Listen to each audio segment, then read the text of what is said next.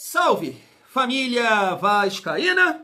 No momento que estou gravando esse vídeo, é 8h57 da noite. Com certeza, nesse momento, você vai se perguntar: o que o Thiagão tá fazendo aí, cara? Sai daí, Thiago! Vai pra frente da televisão, seu animal! Vai secar o Santos! Calma, família, a televisão tá ali, tá ligada, a minha energia negativa tá chegando ali, e o esquema é o seguinte: você vai assistir o Thiagão, deixando a televisão ali abaixo volume, pra gente debater aqui, porque a resenha tá boa mais uma vez, e eu prometo ser bem rápido, porque eu também quero secar o Santos daqui a pouco, né? Agora, 2 minutos, família. Então, nesse vídeo, eu quero debater aqui com vocês a visão do Denilson e também do Felipe Melo ontem no programa Fechamento Sport TV. O Denilson, eu acho que resume a carreira do Diniz e o trabalho do Diniz no Vasco, mas falou muita merda do jogo de ontem contra o Bahia. Porque é uma maneira da gente tirar a responsabilidade dos atletas e colocar na conta do Fernando Diniz. E isso eu não concordo. Felipe Melo também falou que o Vasco está regredindo e fica difícil, né? Muito difícil entender isso. E um desabafo do Lucas Pedrosa em relação a esse assunto também, de querer a demissão, de colocar na conta do Fernando Diniz. E ele desabafou em relação aos jogadores. Vale muito a pena a gente repercutir e trocar uma ideia sobre isso aqui. E eu queria falar mais uma vez sobre o Nuno, mas agora com uma matéria, com uma informação, né, sobre os jogos que ele vem fazendo, o número de jogos, né, na verdade, nessa temporada. E assim, faz total sentido o que eu venho falando aqui em relação a poupar o Nuno em alguns jogos, família. Agora, eu sei que o jogo contra o Internacional é fundamental, mas adianta ter um Nuno assim? Você vê a força que ele tá fazendo pra correr? Não tá legal. Não tá legal. Ah, Thiago, mas a gente não tem o David. Eu vou sugerir aqui uma mudança aí pra esse jogo e eu quero saber a opinião de vocês. Então se inscreve, deixa o like, comenta, hypa o vídeo, fortalece aí o nosso trabalho também aqui, fechando com a Go Case, reta final. Go Black, utiliza o nosso cupom Família Vasco e também fecha aqui com a parceria do YouTube aí, né, Mercado Livre e Shopee, você comprando no Mercado Livre e também na Shopee, vai estar podendo aqui ajudar o Thiagão, comprando algum produto que a gente separou aqui, ou clicando no link do Mercado Livre e comprando qualquer coisa após o clique, e também assim na Shopee, fechou? Família, vamos seguir a nossa resenha e rapidamente já colocar aqui o corte na tela para vocês. Ah, deixa eu comentar, né, agora há pouco, né, o Mirassol, né, conseguiu vencer o Ceará com uma certa facilidade. Eu nunca pensei que ia falar isso, mas o Pedro Raul fez muita falta hoje pro Ceará, muita falta. E o Mirassol ganhou com muita facilidade, ainda tá rolando aqui o jogo, mas tá 3x0.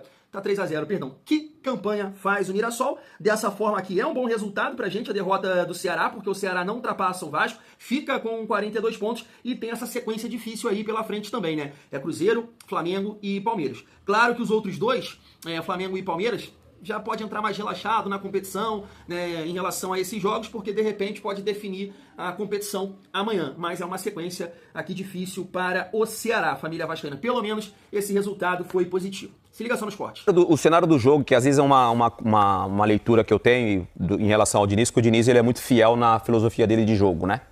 Nessa construção que todo mundo já conhece o estilo do Diniz jogar. Aliás, parabéns pela coletiva, que eu achei que ele foi, assim, excelente na coletiva dele, na leitura dele, o cenário que o Vasco vive agora, né? Porque uma das coisas que ele acabou falando na coletiva foi que, cara, o campeonato em algum momento se apresentou pra gente hoje está vivendo uma situação de repente, de uma pré-Libertadores, de uma Libertadores. O Vasco não aproveitou, então a gente tem que olhar para... O Vasco engatou 4 vitórias seguidas e falou, uau! Aí, de repente, 5 derrotas seguidas. Aí ele fala, então, agora a gente tem que viver essa realidade que é olhar realmente para a zona de rebaixamento. Esse é o cenário, mas num jogo que o Bahia é favorito e é muito forte jogando em casa e tem um estilo de jogo parecido, que é esse jogo de construção, porque o Rogério Ceni também é esse jogo de construção. O Rogério Ceni é jogo de alçar a bola, é o jogo de construção. O Vasco também tem esse jogo. Então, às vezes eu acho que em alguns momentos é tentar ser mais reativo. É o Vasco tentar ser um pouquinho mais reativo. O Vasco errou várias vezes saída de bola, por causa do mérito da pressão do Bahia. Então, às vezes, eu acho que em alguns momentos do jogo e de cenários que vão se apresentando para o Vasco acaba não mudando o jeito de jogar e acaba sofrendo. O Vasco, o que me assusta no Vasco foi porque eu vim falar assim, o Vasco vai melhorar muito com o Diniz, demanda tempo. E o Vasco melhorou com o Diniz. Só que agora o Vasco parece estar regredindo. E o Vasco agora tem que se preocupar com a zona de rebaixamento, porque tem que voltar a pontuar, como ele mesmo disse. E o Vasco tem que entender que daqui a pouco tempo tem uma semifinal de Copa do Brasil um clássico onde ele venceu o último clássico contra o Fluminense. E da maneira que está hoje, o Fluminense hoje tá jogando o melhor futebol do que o Vasco. E você vê, Felipe, como o futebol assim, ele muda muito em um mês, né? Porque quando o Vasco estava perdendo jogos em sequência, mas não estava jogando mal, tinha rendimento, parecia ser questão de tempo o resultado via. Aí vieram, cara, 4 vitórias seguidas. Aquilo nos fez colocar momentaneamente, naquele período em que o Fluminense, inclusive, viu o Renato ir embora, o Vasco está melhor que o Fluminense. Passou um mês, cara, um mês é uma vida no futebol. A balança se inverteu completamente. Semana. Uma semana, né? Olha Flamengo e Palmeiras. A balança se inverteu completamente. Hoje você olha o Fluminense e fala, pô, hoje o Fluminense é favorito. Exatamente, né? Exatamente. E mudou mesmo. Aquele jogo, eu lembro daquele jogo entre Vasco e Fluminense, o início do jogo o Fluminense foi até melhor, pressionando alto, mas logo o Vasco achou um gol e depois a torcida gritou até olé no Maracanã. Sim. Então, assim, o Vasco estava no melhor momento. Tinha 70% de Vasco caindo no estádio aquele dia, uma segunda o melhor noite. momento mudou completamente. Hoje o melhor Que no mundo é Cruzeiro e Corinthians, né? Vai culpar o treinador? A culpa é do treinador? Que o jogador entra com as travas na perna do zagueiro adversário e 3 minutos depois o time toma gol? É sintomático, pô. É sintomático. Vai culpar o Diniz do que aconteceu contra o Juventude? Que o Cuesta tira o corpo, o Léo Jardim depois entrega a bola e o Juventude vira o jogo em 20 minutos? Vai culpar o treinador? É tudo culpa do treinador? Não é culpa do treinador só. O treinador tem parcela de culpa. Mas enquanto esses jogadores não tiverem a responsabilidade assumida de vestir a camisa do Vasco da Gama, esquece, pode trocar de técnico, pode botar o Papa, não vai mudar. O Vasco tem um problema crônico dentro do seu elenco de zona de conforto. Vocês vão lembrar aqui, pô, o Vasco perdeu com 1 a mais pro Vitória no Barradão. O Vasco tomou goleada do Puerto Cabede, que é um time semiprofissional. O Vasco colecionou vexames nessa temporada e na última também, porque esse grupo de jogadores, por mais que ele tenha mudado um pouco, o perfil desse grupo é de um mental fraco, é de um mental que só joga quando a água tá batendo na bunda. Me desculpa. É isso. Eles são ruins, Fernanda? Não acho que eles são ruins, não. Eles tecnicamente são muito abaixo do campeonato? Não. Longe disso. O mental deles é fraco. Eles não assumem a responsabilidade do que é jogar pra camisa do Vasco. Enquanto eles não me provarem o contrário, eu vou repetir pra vocês. Não tirem a responsabilidade dos atletas. Eles ganham bem, eles viajam em voo fretado, eles têm tudo do bom e do melhor dentro do CT. O Vasco dá toda a estrutura possível, salário em dia. O que tá faltando? O que tá faltando? É o Fernando Diniz que é o problema? Porque com o Carille... pô, Pedrosa, o Fernando Diniz perdeu o vestiário. O Carille não tinha perdido o vestiário. E o Vasco tomava pancada atrás de pancada. O Rafael Paiva perdeu o vestiário? Não. E começou a tomar pancada também. Será que é o técnico mesmo o problema? Deixa eu começar destacando a visão ali do Felipe Melo em relação ao Flu-C, a Copa do Brasil. E assim, fica muito difícil buscar qualquer argumento para discordar do Felipe Melo, né? Não dá. O momento realmente é do Flu-C. Mas assim, eu tenho certeza que você vai concordar comigo. Eu sei que tem um vascaíno que vai achar uma merda o que eu tô falando, mas é uma competição totalmente diferente, é clássico.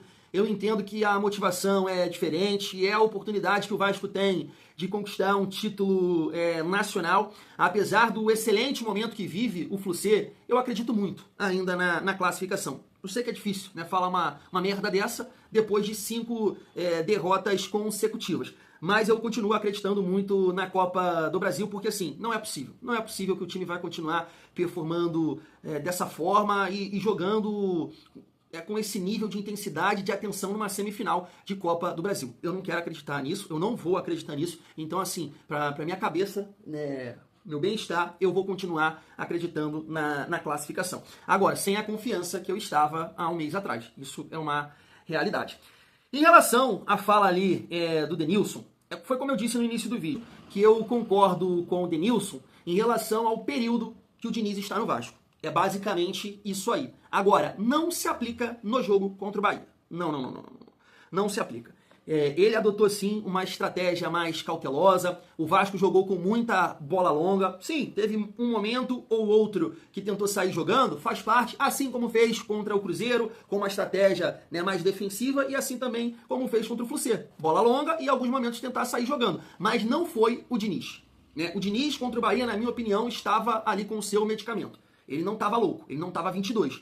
Assim, a gente pode debater a escolha dele pelo Matheus França em relação ao David. Fez a cagada, fez a merda, mas tu viu uma evolução com a entrada do David, de ganhar as divididas, de ter alguém para contra-atacar, porque tem saúde, porque tem força. Então, de repente, esse foi o grande erro dele. Ele quis acreditar no Matheus França, iniciando a partida, mas coisa que ele também não faz, geralmente ele não faz, ele demora ali 12, 15, 20 minutos para modificar. Não, ele voltou com o David já no início do segundo tempo. Pra tu ver que eu acho que ele não estava louco nesse jogo contra o Bahia. Então tudo isso que o Denilson comentou, eu concordo, tá?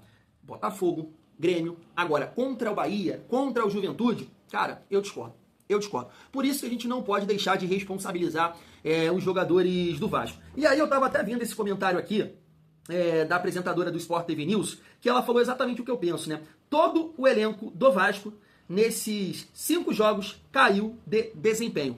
E ela cita até como referência em relação a isso, PH. Muito mal.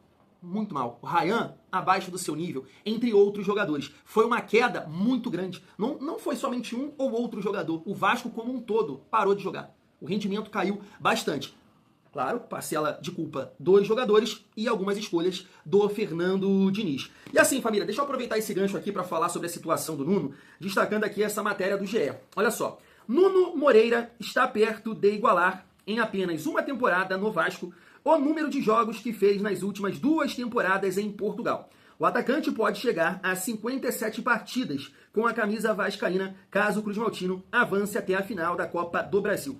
E ele atue em todos os jogos restantes. O número é exatamente o mesmo do total de partidas que disputou desde 2023/24, quando ainda defendia o Vizela. Então, olha só, a gente não tá falando aqui nenhuma besteira, sabe? Esse cara precisa de um descanso. Ele precisa começar essas partidas no banco. Não está conseguindo entregar. E não por falta de dedicação, e não por falta de vontade. Eu imagino que esse cara está exausto. Eu sei que isso, né, causa um desespero.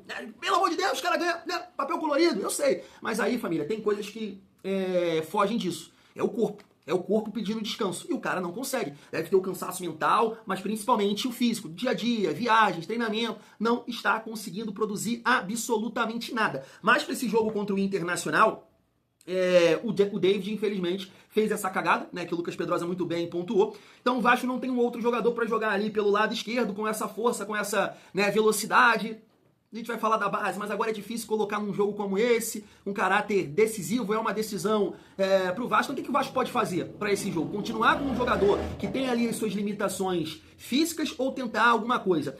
Eu vi aqui um amigo recentemente falando que, poxa, Thiagão, não é o momento de tentar uma escalação diferente, sei lá, de jogar, por exemplo, com Barros, Hugo Moura e Tietê, sabe? 3 volantes, Coutinho, e no comando de ataque, Ryan e Andrés Gomes. Seria uma boa opção? Família, até acho que sim, com a ideia de dar mais liberdade pro PH, ou até mesmo pro Piton, ou no lugar do Tietê, o próprio Thiago Mendes, que de repente pode entregar mais jogando com 2 volantes de mais pegada, e ele que tem recurso ficar ali flutuando, né, tentando auxiliar ali o Felipe Coutinho. Ele tem um bom chute de fora da área, poderia ser uma opção. Agora eu não sei assim a que ponto isso vai ser legal, vai ser interessante, porque o Vasco nunca jogou assim, né, com esse estilo.